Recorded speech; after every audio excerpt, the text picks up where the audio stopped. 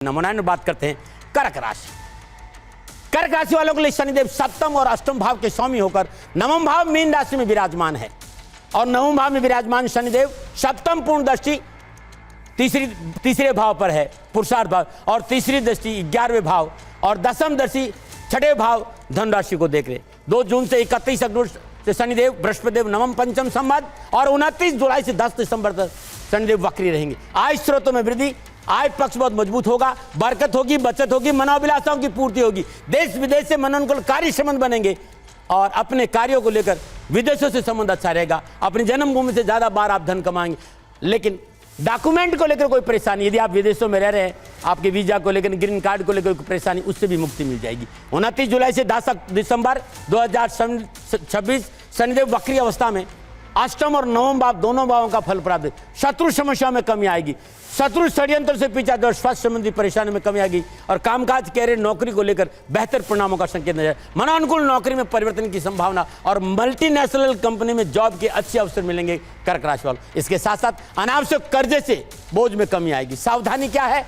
जब बृहस्पति और शनिदेव षडाष्टक संबंध बनाएंगे और ये होगा 31 अक्टूबर से 31 दिसंबर लास्ट में। अनैतिक संबंध, अनैतिक कार्य मुसीबत में डाल सकते हैं। ससुराल पक्ष से कोई पंगा नहीं हो, इस बात पर ध्यान देना पड़े। और वयोवृद्ध सदस्य, वो पिता की बात को काटना नुकसानदायक है। पिता के स्वास्थ्य को लेकर सावधानी है और शॉर्टकट धन कमाने का मामला आपको मुसीबत में डाल दे। उपाय क्या है? भगवान शिव की आराधना।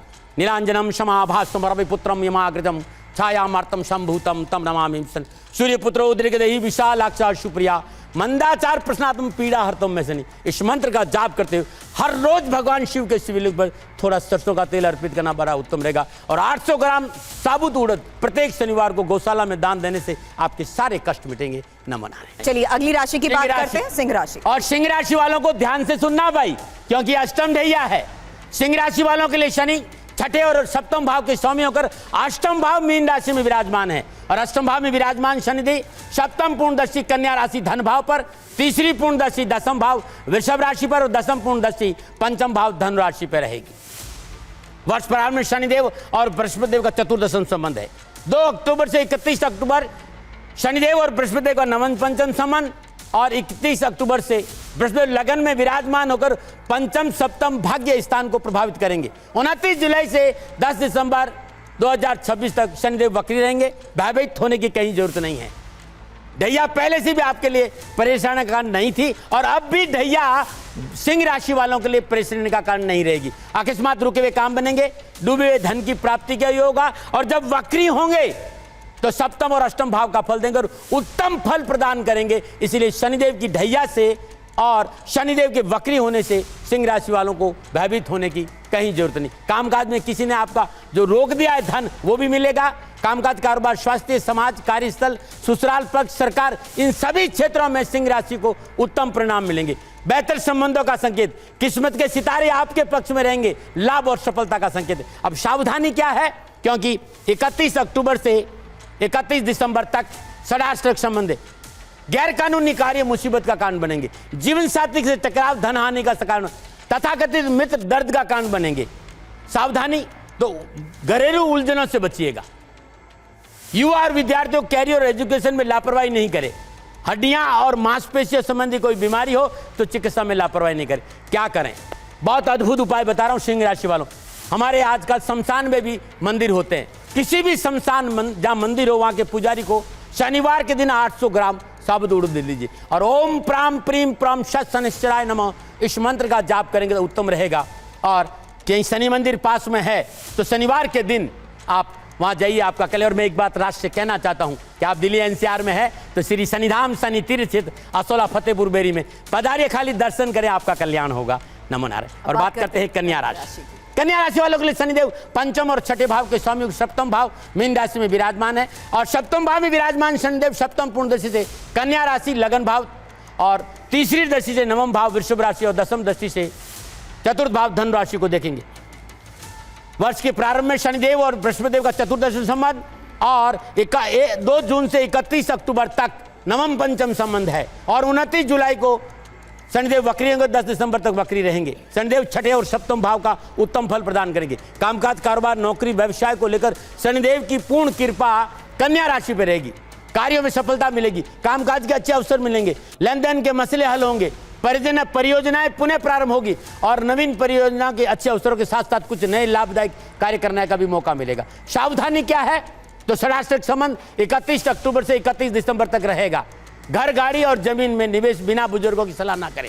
खर्चा सोच समझ कर रहे, वैयक्तिक तनाव को अपने ऊपर हावी नहीं होने दें और परिशुद्धता के साथ साथ कोई समझौता नहीं। रिश्तों में परिशुद्धता चाहिए और विवादित सौदों में निवेश नहीं करें। जिस संस्थान में आप काम कर रहे हैं, संस्थापक के साथ धोखा ना करें। धन कमाने का गलत तरीका नहीं अपनाए और सरकार विरोधी कार्य नहीं करे तो कष्ट नहीं आएगा। क्या करें? भगवान श्री हरि विष्णु की पूजा, ओम नमो भगवते वासुदेवाय नमः, इस मंत्र का जाप करते हुए हर रोज तुलसी मैया में जल अर्पित करना उत्तम रहेगा, बहुत उत्तम है। विष्णु सहस्त्र नामावली का पाठ करना अति उत्तम रहेगा। नमो नमः। वक्त आ गया है जानने का कि तुला राशि के लिए कैसा है जी साल। तुला राशि वालों के लिए शनि चतुर्थ और पंचम भाव के स्वामी होकर छठे भाव मीन राशि में विराजमान रहेंगे। 3, 6, 11 में शनिदेव राजा बनाते हैं, शत्रु हंता होते हैं, कारोबार, नौकरी, व्यवसाय में उत्तम फल प्रदान करते हैं। तुला राशि वालों कहीं भयभीत होने की जरूरत नहीं। एक बात ध्यान रखिएगा, क्योंकि शनिदेव जहां विराजमान है वो बड़ी उत्तम अवस्था में है, बहुत अद्भुत अवस्था में है। और शनिदेव का वर्ष के प्रारंभ में चतुर्दशम संबंध बृहस्पति से है और 2 जून से 31 अक्टूबर तक नवम पंचम संबंध रहेगा और 29 जुलाई से 10 दिसंबर शनिदेव वक्री रहेंगे। 3, 6, 11 में शनिदेव उत्तम फल प्रदान करते हैं। यहाँ दृष्टि भी अच्छी रहेगी, मनोनुकूल समझता, तनाव से मुक्ति, बेहतर सहयोग, नौकरी, कामकाज, कारोबार, शासन में पूर्ण सफलता और जॉब के अच्छे अवसर मिलेंगे। तुला राशि वालों और क्या चाहिए? कानूनी मसलों से राहत मिलेगी, कर्जे से मुक्ति मिलेगी और जब वक्री होंगे तो 2 भावों के फल देंगे, पंचम और छठे भाव के, तो उत्तम फल प्रदान होंगे। कार्य धीमी गति से जरूर होंगे, सभी कार्यों में सफलता मिलेगी। और मैं एक बात राष्ट्र से कहना चाहता हूं, शनि, ध्यान रख लेना, शनि गति धीमी जरूर है लेकिन डिनाई नहीं। शनि कभी काम नहीं रोकते हैं भाई, काम बनेंगे, धन आएगा, वैभव आएगा, लेकिन आएगा थोड़ा धीरे। संयम और धैर्य से काम करें, सूझबूझ और समझदारी और पारिवारिक सदस्यों की रजामंदी से काम करेंगे तो बहुत अच्छा रहेगा।